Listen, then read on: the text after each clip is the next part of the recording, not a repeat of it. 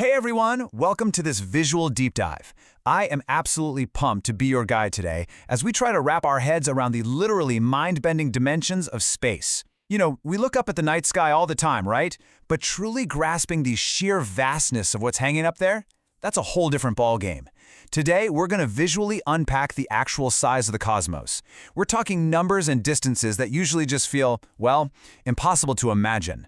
So get ready because the scale we're about to explore, it's going to completely change how you look at the stars tonight. Okay, let's dive into this. How big is the universe, really? I mean, it sounds like a straightforward question, right? But it's actually a massive puzzle. The thing is, our human brains, they evolved to understand really local distances. You know, the walk to the store, the miles to the next town over. We are just fundamentally not hardwired to comprehend true astronomical numbers.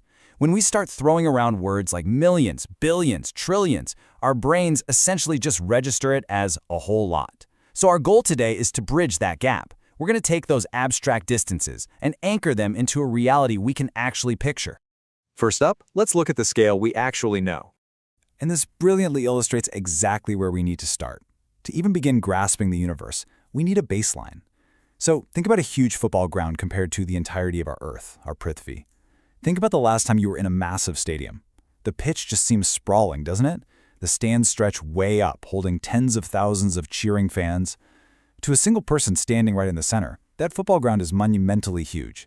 But if you zoom out and place that sprawling stadium against the total volume of Prithvi, it completely vanishes. It literally becomes smaller than a microscopic speck of dust on a giant boulder. Let's shrink it down even further just to connect it directly to you and me. Think about the towering, instantly recognizable figure of Amitabh Bachchan. For decades, his height and presence have been our cultural measuring stick for a tall person, right? But even our tallest icons, the absolute towering figures of our society, are practically zero when placed against the curve of the planet. It's just a fun, familiar way to remind ourselves that as big as we might feel and as massive as our human-made structures are, we are incredibly tiny passengers on an already massive planetary ship. Moving on, let's take a look at the giants of our own solar system. Now, what's really interesting about this slide is that now that we've got our local baseline, we can step out into our planetary neighborhood. When we compare the sheer physical scale of the ice giants, Uranus and Neptune, with the undisputed king of our solar system, the gas giant Jupiter, or Brihaspati, the differences are just staggering.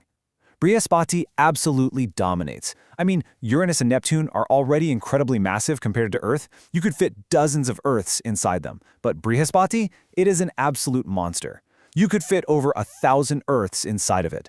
Let's just slow down for a second and let that land. 1,000 Earths. The sheer dominating size of this single planet in our own neighborhood is just magnificent. Next up, we have to talk about the speed of light. Because, you see, physical size is really only half the story here. We now have to tackle the incredible speeds required to cross the completely empty voids between those planets. In space, distance is the ultimate barrier. Just compare normal human travel to the blistering speed of cosmic rays, or cosmic current, moving through the vacuum. When we want to go fast, we hop in a jet plane, maybe travel near the speed of sound. But out there, high-energy particles like cosmic rays are zipping through the darkness at velocities that totally defy human engineering. They're traveling at fractions of the speed of light. Setting up this framework of extreme velocity is absolutely vital, because our normal human miles and kilometers, they're completely useless out here. We're going to need a much faster measuring tape. So the crucial point is understanding the Alok-Varsh, more commonly known as the light year. This right here is the ultimate cosmic measuring stick. Now, a light year is not a measure of time, even though it literally has the word year in it. It's actually the distance that light, the fastest moving thing in the universe, travels in one single Earth year. Light travels at roughly 300,000 kilometers per second. So in 1 year, it covers trillions of kilometers. By formally defining the Alok-Varsh, we give ourselves a vital pivot point. This is the tool that finally lets us understand and map deep space without our brains totally short-circuiting over trillions of zeros. Let's move to, and see how this builds into our next section, a billion light years.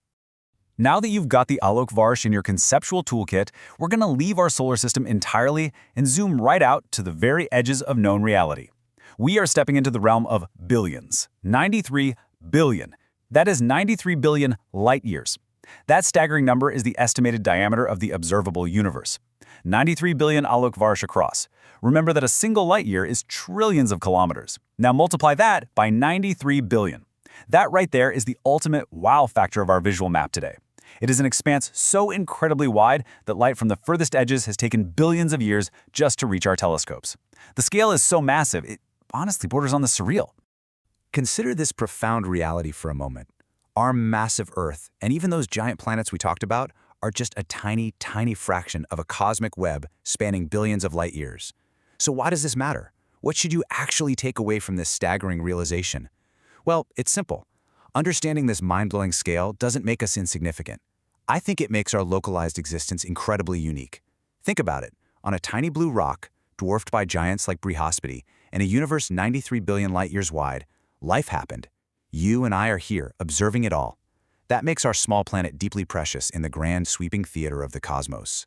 Which brings us to a final thought I want to leave you with today. Knowing that we are just a tiny speck in a 93 billion light-year expanse, what else is out there waiting to be discovered?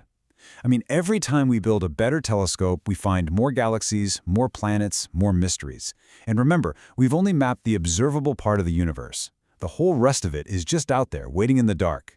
I really hope this visual journey today has left you staring up at the metaphorical night sky with a renewed sense of absolute awe and a deep hunger to keep learning. Thank you so much for joining me on this exploration of the true scale of the universe. Keep wondering, guys, and keep exploring.